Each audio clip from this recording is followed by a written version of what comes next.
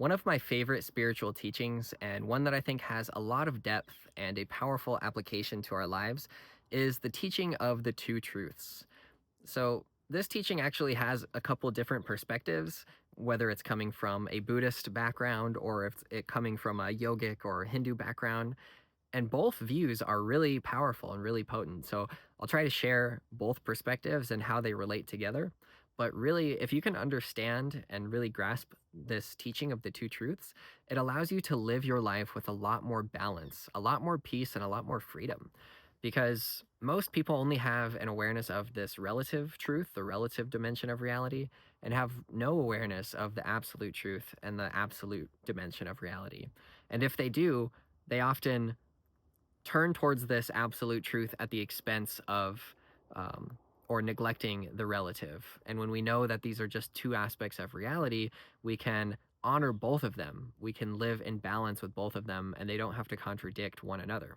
So, according to this teaching, there are two types of truth: there's relative truth and there's absolute truth, also sometimes referred to as conventional truth and ultimate truth. So, I'll explain the more Buddhist view of it first, and then I'll explain the more Hindu yogic view of it first. And we can see that these are also just pointing to different aspects of our experience.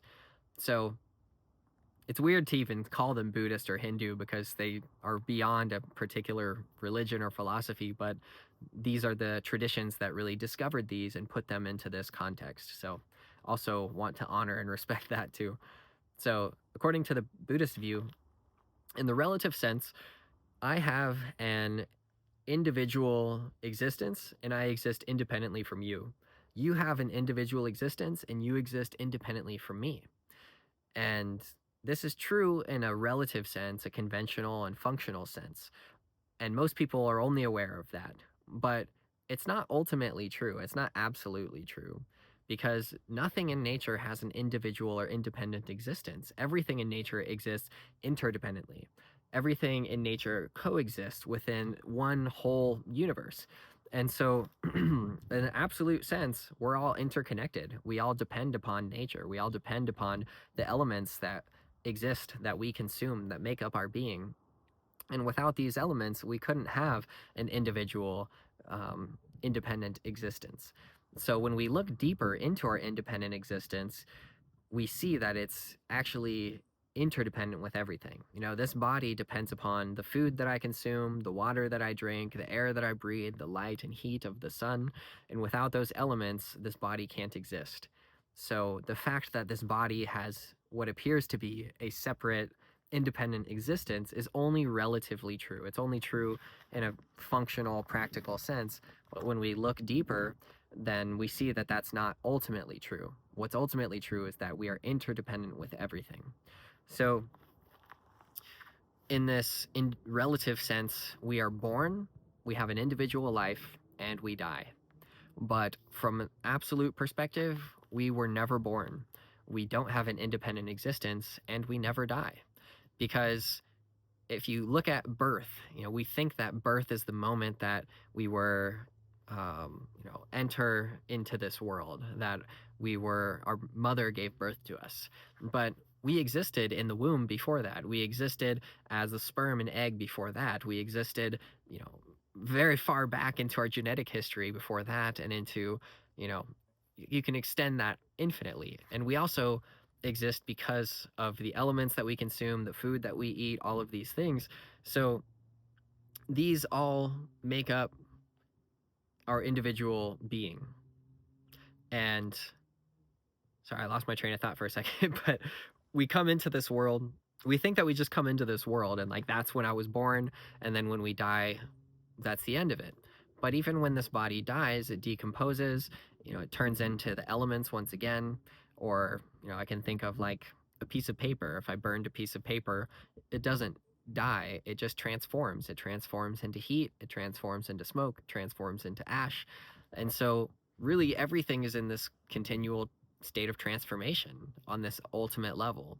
Everything's just one interconnected everything that's constantly transforming. So, what makes this teaching of the relative and absolute truth so useful is that when we know that our ultimate nature is of no birth, no death, is interdependent, interconnected, then, and we actually realize that's the truth, that's the absolute truth of who we are, then we don't become so fearful. We don't fully believe in these ideas of birth and death because they're actually just concepts. Nothing was ever really born, nothing ever really dies. It just continually transforms. So we can honor the relative truth of our lives while also having a deeper understanding of the absolute ultimate nature of the way that things are. So I can honor, it doesn't have to contradict. They don't have to contradict one another. That's the real value of this teaching. I feel it's not, am I separate and individual, or am I one and interconnected? Which is true? The brain always likes to think in terms of black and white. Is it this or is it that? And the reality is both are true. They're just true at different dimensions of reality. The individual nature that I have is true only in the relative sense, in conventional sense, but in the absolute sense, in the ultimate sense, I don't have an independent existence. I was never born, and I'm never going to die. And that's true for everything. We're just this interconnected being that's ever evolving and transforming.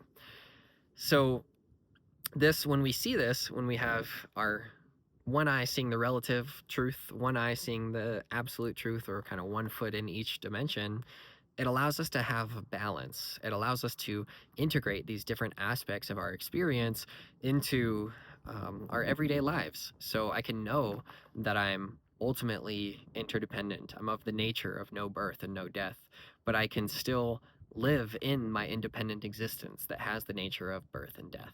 So it sounds paradoxical, it sounds contradictory until we understand that they're just two different aspects of reality where both are true. One is relatively true, one is absolutely true.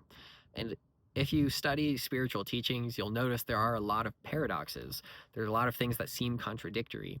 And when you know this teaching of the two truths, it makes sense of that.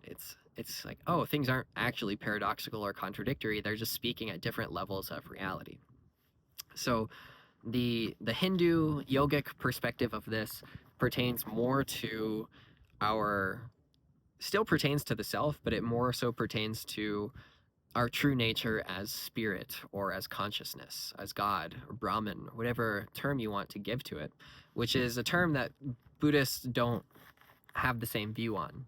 But I really like this teaching as it's in both of its expressions, but as it's taught in the Vedantic or yogic perspective, I find really interesting as well. So, as we spoke about, there's relative truth, there's absolute truth. And a relative truth is something that is true in relation to particular circumstances and conditions.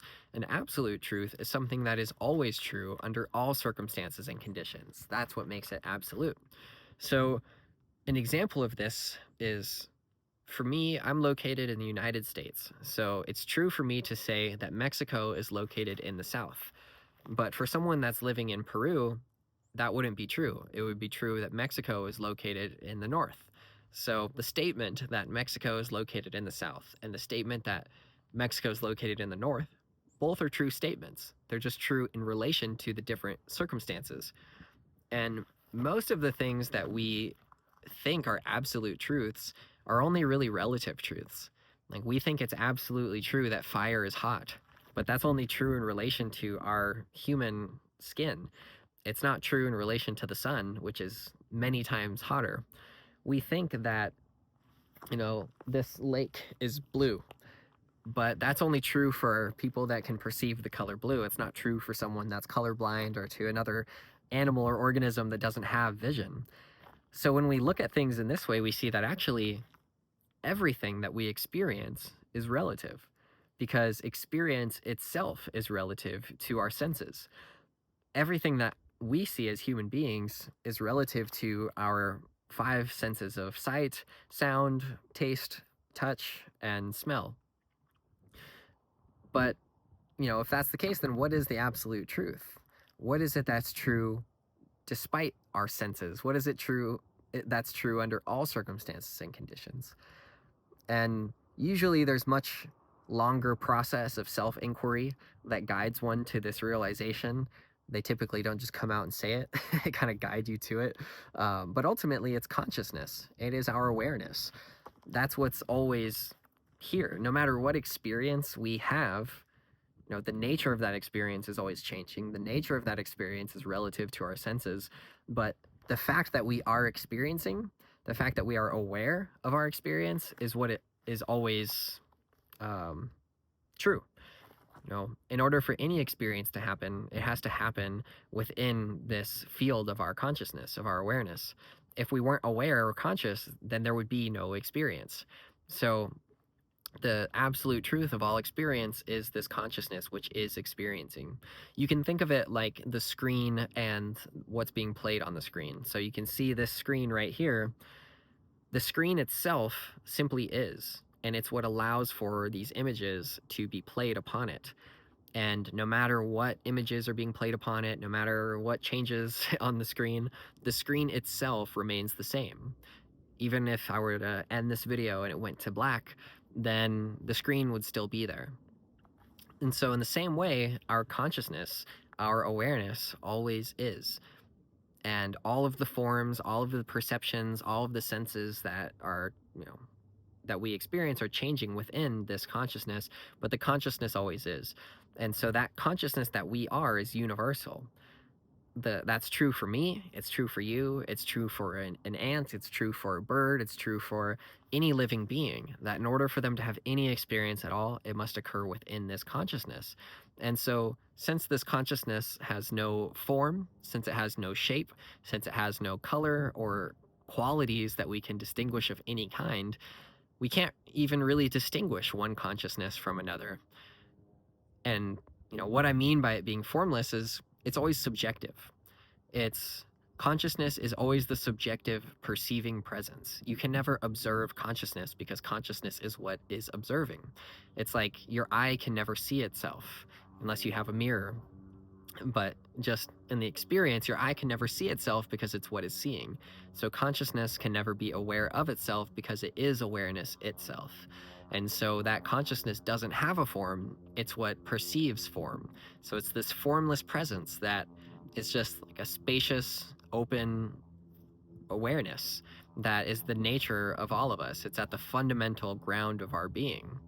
And so really, there is only one consciousness. There is only one universal energy or spirit of consciousness that is expressing itself, experiencing itself through each of us, through this world of form and all of the various forms in this world of form.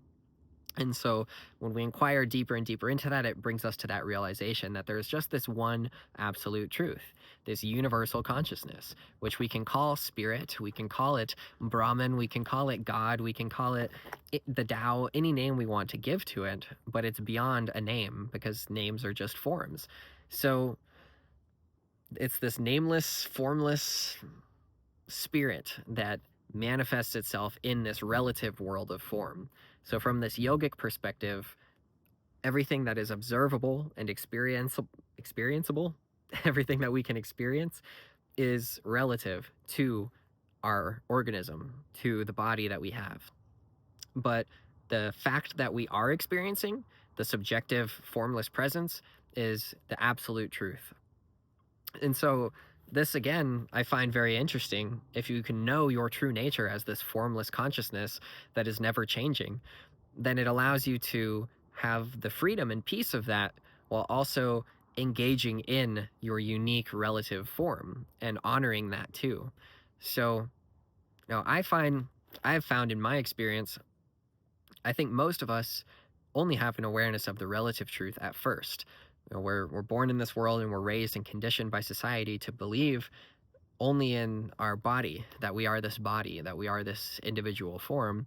And then some of us are lucky enough to wake up from that, to wake up to this consciousness that is experiencing, and we start to have a deeper awareness of that, and we start to recognize this absolute truth, this realm of spirit, this realm of God, of consciousness. And for most people, when they realize that, they kind of neglect the physical, they neglect the body and their human life, and they go so far the other way. It's like the pendulum just swings all the way to this absolute truth. And in some sense, that may be better than it being swung all the way to relative truth, because then we're not so afraid of birth and death. We're not so afraid of all the, things in the world, because we have this awareness of this permanent nature, this eternal presence that we are, and we can have peace in that.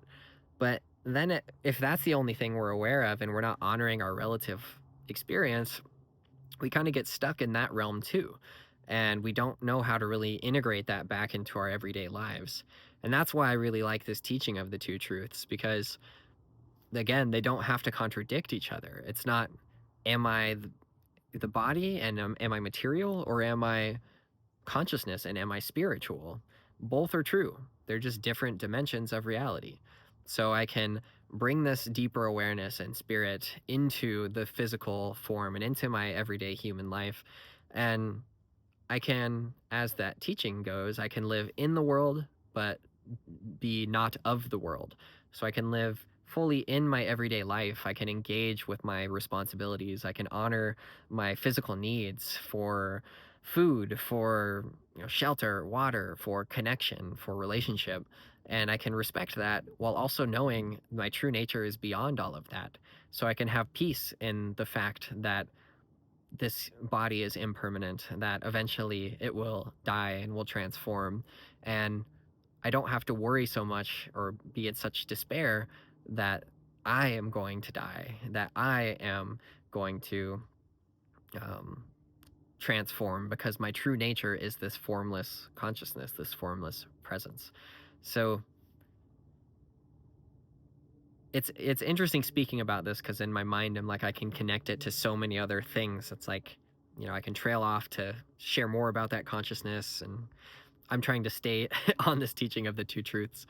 But in both perspectives, whether it's from this Buddhist view or from this Hindu yogic view, I find it to be a really useful teaching, because ultimately what it's pointing to is that there's a deeper reality to who we are, a deeper reality to our being. And if we know that, then we have peace in that. We have freedom from that realization. We know that we are this interconnected whole, this interconnected everything, or we are this formless spirit and presence of consciousness, which are, again, I think, just different aspects of the same thing. Like the unmanifest field of consciousness and the manifest interdependent form, world of form. That we are not just this individual, limited, isolated entity. We are this interdependent everything. But we also can honor that this body and identity is a unique individual expression of that deeper source. And we can honor that too. So I can live in two worlds at once. I can have one foot in the relative, one foot in the absolute, one eye seeing the relative, one eye seeing the absolute, and have balance with both of them. I don't have to neglect my human life and my responsibilities and my personal likes and interests and things to just live in this realm of absolute truth. And I also don't have to neglect the absolute truth and stay like so fixated on my body and my individuality. I can know that both are true. I can honor both truths. They're just different levels of reality. So I excuse me, I find this teaching to be really, really helpful, because for me, I felt like I had to be in one or the other. It's like, I became aware of this absolute truth and felt like, well, maybe I need to abandon my life and become a monk or live in a cave and do deep meditation, and not to, devalue those that have that experience. But I think this teaching allows one to live in the world while having that deeper awareness of what is beyond this world. And it doesn't have to contradict, this relative experience is an expression of that absolute nature, however you choose to look at it. And knowing that, I can have balance in my life, I can integrate the spiritual and material, and not be so attached or fixated on either. It's like I can have this middle way of balance. So that's why I find it to be really useful. And the more that I think about this teaching, the more I study it, the more I reflect upon it and apply it to my life, the more I really see the value of it. It is incredibly practical and useful. So I hope that this video has helped you have a bit more of an understanding of these two truths. I hope I was able to communicate it clearly. A lot of these spiritual truths, I think, are beyond words and kind of difficult to put into words. So I'm always trying to improve my ability to do that. So hopefully the message came through and it was received, and you can apply this understanding to your own life and have a deeper awareness of your absolute nature, of your interdependent nature with everything, while also honoring the reality of your relative human experience, your unique human expression of that greater whole, and have peace in that, have freedom in that. It allows us to live our human lives without being so attached to them. It's like we can be very deeply involved in our lives without being so fixated or attached on them, and we can have more freedom, more of a attitude of letting go, of openness, of trust. Um, so I find this is how one can very practically live a spiritual life in the world, is by honoring these two truths. So I would love to hear your thoughts about this teaching, your understanding of it in the comments, or any questions you may have. I'm happy to answer. Um, but it's a teaching that I find to be really useful, so I wanted to share more about it. I've also written about it a few times. I have a book called The Answer Is You that goes deep into this teaching. I also have a book called Waking Up to Who You Are that explores this teaching too, and more of the context behind it that allows you to understand a little bit more that I'm able to put just in a YouTube video. So anyways, thank you for watching. I hope that this was of benefit to you, and I wish you much peace, much joy, and much freedom in your life.